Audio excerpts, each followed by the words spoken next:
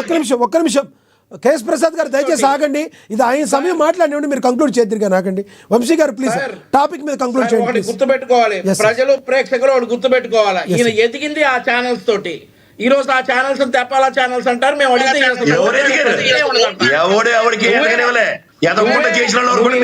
చెప్తారు. ఎవరు ఎదుగుదల అనుకుంటారు సబ్జెక్టుల పరంగా. ఎదుగుదల ఛానల్ అవకాశం ఇవ్వలే. నా ఎదుగుదల గురించి మాడే స్థాయి కూడా కాదు మీది. నా ఎదుగుదల ఏంటో నాకు తెలుసు, నా సబ్జెక్ట్ ఏంటో నాకు తెలుసు. న్యూస్ లేకపోతే నిన్ను చూసే దిక్కెవడికన్నా ఉందా?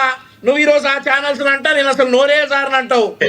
ఇప్పుడు అవి లేకుండా కూడా నా దిక్కు నాకు చాలా అవునవును ఉంది కనిపిస్తానే ఉంది. ఎక్కడైతే ఎదిగాడో వాళ్ళనే తెప్పాలా ఛానల్స్ అంటున్నాడు. ఇతనంటే చాలా సంయమనం పాటిస్తాడంటే ఎదుటోడికి నీతులు చెప్తాడు.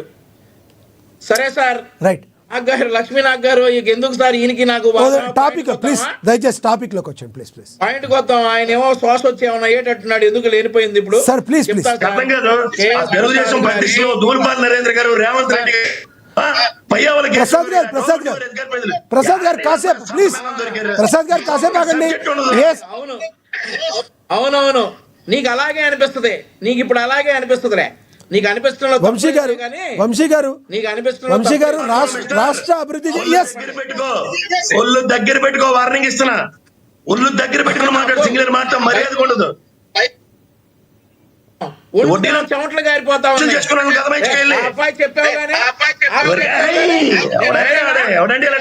ప్రసాద్ గారు ఒక్క నిమిషం ఆగండి. వంశీ గారు ప్రసాద్ గారు దయచేసి ఆగండి. వ్యక్తిగతంగా మాట్లాడుకుని మాట పెరిగిపోద్దు, వద్దు ప్లీజ్ దయచేసి ఆగండి. వంశీ గారు ప్లీజ్. వంశీ గారు, రాష్ట్ర అభివృద్ధి పర్పస్గా మీరు ఎటువంటి చర్యలు తీసుకోకపోతున్నారు? రానున్న రోజుల్లో రైతుల కోసం మీరు ఏం చేయబోతున్నారు? దయచేసి పాతది వదిలేసేయండి, ఇక్కడి నుంచి మాట్లాడండి దయచేసి ప్లీజ్. ఈ 18 నెలల్లో 21 లక్షల కోట్ల పెట్టుబడులు వచ్చాయి. 8 లక్షల కోట్లు ఆల్రెడీ గ్రౌండ్ అయ్యాయి. 13 లక్షల కోట్లు కూడా వస్తాయి. ఆంధ్రప్రదేశ్ రాష్ట్రంలో ఇక ఆపమంటారు సార్? ఆయన్ని మాట్లాడితేనే ఉన్నాడు, మ్యూట్ చేశారా లేదా? ఆయన మ్యూట్ లోనే ఉన్నారు, మీరు మాట్లాడండి సార్. ఆయన మ్యూట్ లోనే ఉన్నారు, మీరు మాట్లాడండి సార్. ఈ రాష్ట్రంలో 2019 నుండి 24 వరకు వెళ్ళిపోయిన కంపెనీలన్నీ వస్తూ ఉన్నాయి. మేము ఇక డిఎస్సి నిర్వహించాం. మేము ప్రామిస్ చేసినటువంటి 20 లక్షల ఉద్యోగాలు ఇస్తాం. మేము ప్రామిస్ చేసినటువంటి అభివృద్ధిని చేసి తీరుతాం. ఇప్పటికే చెప్తా ఉన్నాం, నుండి 24 వరకు వెళ్ళిపోయిన కంపెనీలన్నీ కూడా మళ్ళీ ఆంధ్రప్రదేశ్ దిశగా వచ్చేటటువంటి సూచనలు కనిపిస్తూ ఉన్నాయి. మనం చూసాం కూడా, 2-3 కంపెనీలు కూడా వచ్చాయి. మన సిఐఏ సమిట్లో చూసుకుంటే 13 లక్షల కోట్ల రూపాయల పెట్టుబడులు గ్రౌండ్ అయ్యాయి. అందులో 8 లక్షల కోట్ల రూపాయలు ఆల్రెడీ గ్రౌండ్ అయి ఉన్నాయి. రాష్ట్ర అభివృద్ధికి మేము పాటుపడి ఉన్నాం. డెఫినెట్లీ ఆంధ్రప్రదేశ్ రాష్ట్రాన్ని 18 నెలల్లో అనుకున్న దానికంటే ఎక్కువే మేము అభివృద్ధి చేశాం, ఇంకా చేసి తీరుతాం. రైట్ సార్, రైట్ అండి. సుజాత గారు కంక్లూడ్ చేయండి. సుజాత గారు ఒక్క నిమిషం. మోహన్ రెడ్డి గారు కంక్లూడ్ చేయండి. మీకు ఇస్తాను సుజాత గారు, ఆగండి. మోహన్ రెడ్డి గారు కంక్లూడ్ చేయండి. మీరు మోహన్ రెడ్డి గారు కంక్లూడ్ చేయండి.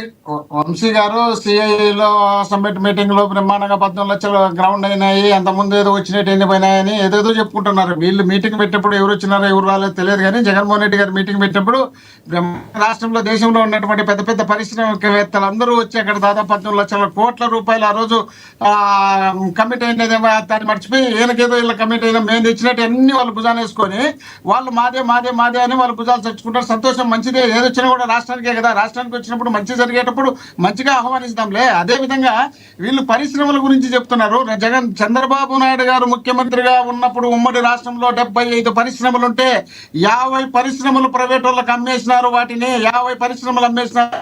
ఇప్పుడు మొన్నటి దాకా చెప్పినటువంటి ఈ పెద్ద మనుషులు ఎవరు? చంద్రబాబు నాయుడు గారు, లోకేష్, పవన్ కళ్యాణ్ గారు ఇట్లా మైక్ పట్టుకొని ఏమంటారు, ఆంధ్రలో అక్కంట విశాఖ ఉక్కు అంట, విశాఖ ఉక్కు ఆంధ్రలో కంతగా ఆసినటువంటి వ్యక్తులు ఈ రోజు దాన్ని అమ్మేసే దిశగా ప్రయాణం అవుతున్నారంటే, దాని గురించి మాట్లాడారంటే, వీళ్ళు రాష్ట్రానికి మేలు చేస్తామంటే ఎవరు నమ్ముతారంటే వీళ్ళు మాటలు నమ్మడానికి ప్రజలు సిద్ధంగా లేరు. దయచేసి మీరు ఇక్కడ మీడియాలోకి వచ్చి ఒకవేళ మా మీదనో లేక ప్రసాద్ గారి లాంటి వాళ్ళ మీదనో గట్టిగా మాత్రాన, అది జనంలోకి పోయినంత మాత్రాన జనానికి ఏం జరుగుతుంది అనేది తెలుసుకుంటారన్న విషయాన్ని మీరు తెలుసుకోండి. మా సుజాత గారు చెప్తున్నారు డిసెంబర్ 15 నుండి అరటి పంట వస్తుందని. అరటి పంట కంటిన్యూ ఉంటుందమ్మా. అది ఈ రోజు పెడితే ఈ రోజుకి అయిపోయేది కాదు, మళ్ళీ కోత అయిపోతానే నెక్స్ట్ కోతకు మళ్ళీ వస్తుంది.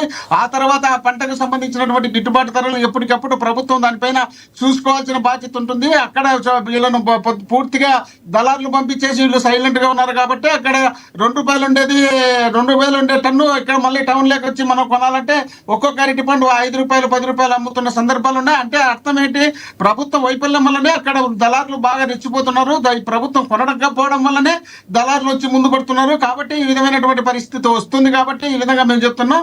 ఇంకా రాష్ట్రానికి ఏదో చెప్తున్నారు 3 రాజధానుల్లో మేము ఆ రాజధాని బ్రహ్మాండం కడతాం. రాజధానిలో దాదాపు 15,000 ఎకరాలు వీళ్ళు కొట్టేసినటువంటి భూములు ఉన్నాయి సార్. వీళ్ళు కొట్టేసినటువంటి భూములు కాక ఇప్పుడు మళ్ళీ 30,000 ఎకరాలు కొని ఆ 30,000 ఎకరాల్లో వీళ్ళు కొనాలి కొట్టేయాలని సరే సార్, మీరు మాట్లాడే విమర్శలు తప్పితే కొట్టేసినట్టుగా మీ దగ్గర ఆధారాలు ఉంటే అందరి మీద కేసులు పెట్టండి. మోహన్ రెడ్డి గారు, మీ ప్రభుత్వంలో ఎందుకు వదిలేశారు వాళ్ళని? వాళ్ళు కొట్టేసినవి ఉంటే మీరు ప్రభుత్వం లోపల అందరినీ లోపల పెట్టాల్సింది మీరు. ఎందుకు సార్? సార్ అదే సార్, అన్ని కేసులు నడుస్తున్నాయి. నడిచే టైంలోనే వీళ్ళు అప్పుడే గవర్నమెంట్ పడిపోయింది కాబట్టి వీళ్ళు బయటకు వచ్చినారు. లేదంటే ఈ పాటికి అందరూ లోపల పడిండే వాళ్ళు.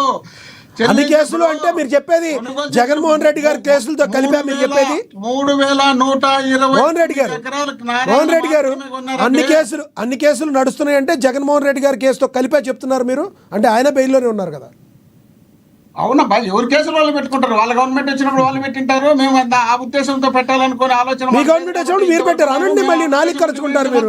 వీళ్ళందరూ జైళ్ళలో ఉండాల్సిన వాళ్ళు, కానీ మేము ఆ ఉద్దేశంతో లేము. వీళ్ళు కేవలం కక్షపూరితమైనటువంటి కేసులకు మాత్రమే మా మీద పుష్కలుపుతున్నారు. రైట్, చివరిగా చెప్పండి పార్టీలో అధికారంలో. మోహన్ రెడ్డి గారు, ప్రజల వ్యతిరేకత గురించి చివరిగా ఒక మాట చెప్పండి ప్లీజ్. ఏమనుకుంటున్నారు మీరు? ఎందుకు వ్యతిరేకత? ఇప్పుడు ప్రజలకు వీళ్ళు చేసిన సహాయాలు ఏంటి? ఒక్క పెన్షన్ 3,000 4,000 చేసి ఆ పెన్షన్ ఇస్తున్నారు. ఆ పెన్షన్ కూడా దాదాపు 1,50,000 2 లక్షల పెన్షన్లు తీసేసినారు.